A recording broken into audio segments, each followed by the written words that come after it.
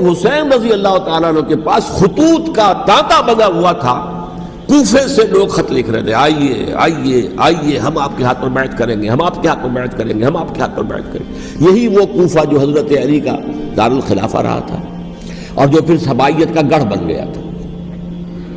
چنانچہ حضرت حسین نے حضرت مسلم بن عقیل کو بھیجا وہاں پر کہ میرے نمائندے کی حیثیت سے جا کر وہاں پر بیعت لو۔ 10-12 ہزار افراد نے بیعت کر لی، لیکن اس کے بعد یزید کی طرف سے گورنر بنا کے بھیجا گیا ابن زیاد کو۔ ابن زیاد نے آ کر جو تشدد کیا اور سختی کی تو سب کے سب بیعت توڑ کر اور سب منحرف ہو گئے۔ مخلصین تو وہ تھے نہیں، الکوفی لایوفی، کوفی جو ہے وہ تو کوئی وعدہ وفا کرنے والا ہوتا ہی نہیں، بیعت توڑ دی۔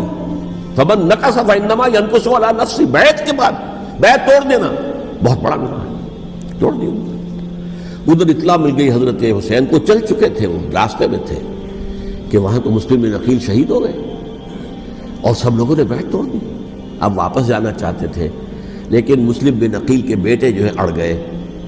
یہ عرب کی اپنی ایک جو ہے پرانی ان کی حمیت اور ان کا قبائلی نظام کہ اب ہم اپنے والد کے خون کا قصاص لیے بغیر نہیں جائیں گے۔ حضرت حسین رضی اللہ تعالیٰ عنہ کی مروت اور شرافت، یہ میرا ساتھ دینے کے لیے آئے تھے، اب میں ان کا ساتھ نہ دوں تو یہ تو شرافت اور مروت کے خلاف ہے۔ کہا اچھا چلو چلتے۔ وہاں جا کر بھی عین اپنے میدان کے اندر بھی حضرت حسین رضی اللہ تعالیٰ عنہ نے 3 چیزیں پیش کی ان کوفیوں کے لشکر کے خلاف۔ سب سے بڑا لشکر کے اندر سب سے بڑے تو کوفی تھے جنہوں نے بیعتیں کی ہوئی تھی حضرت حسین کے ساتھ۔ دیکھو مجھے جانے دو واپس حجاز کی طرف، یا مجھے سرحدوں پر بھیج دو تاکہ میں کافروں کے ساتھ جنگ کرتے ہوئے اپنی جان دے دوں، یا مجھے یزید کے پاس جانے دو، میں اپنا معاملہ اس سے طے کر لوں۔ لیکن کوفیوں کو یہ گوارا نہیں تھا۔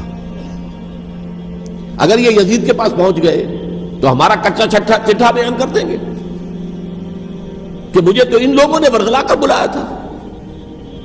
اس لیے کہ دیکھیے حضرت امیر معاویہ کے 20 سالوں کے دوران میں بتا چکا ہوں، ان کی حکومت اتنی مستحکم تھی کہ اس کے خلاف کوئی فتنہ اٹھانا ممکن نہیں تھا۔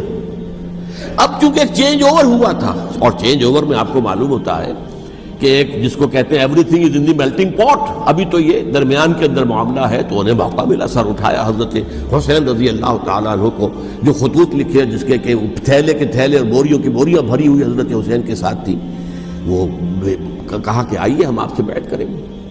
انہوں نے نہیں مانا، اور اصل میں حضرت حسین کے قاتل وہ کوفی ہیں، وہ بزدل، وہ منافق، جنہوں نے بیعت کر کے بیعت توڑی۔ اور اب وہ آ گئے کہ اگر یہ حسین رضی اللہ تعالیٰ عنہ بچ کر کہیں یزید کے پاس پہنچ گئے تو پھر ہمارا کچا چٹھا جو ہے وہ سامنے آ جائے گا اور ہماری پھر شامت آ جائے گی۔ لہذا انہوں نے قتل کیا حضرت حسین کو رضی اللہ تعالیٰ۔ ایک بات جو علامہ ڈاکٹر قلب صادق نے فرمائی، اور مجھے میرے علم میں یہ بات پہلے نہیں تھی، وہ یہ کہ حضرت حسین کے قتل کا فتویٰ ایک بہت بڑے مفتی نے دیا تھا۔ یہ بات بھی ذرا سمجھ لیجیے، حضرت حسین رضی اللہ تعالیٰ عنہ کے قتل کا فتویٰ ایک بہت بڑے مفتی نے دیا تھا۔ کیوں دیا تھا؟ اس لیے کہ حضور کی احادیث موجود ہیں کہ جب ایک شخص کی ایک خلیفہ کی بیعت ہو جائے تو دوسرا اگر کھڑا ہو تو اسے قتل کر دو، کھلی حدیث۔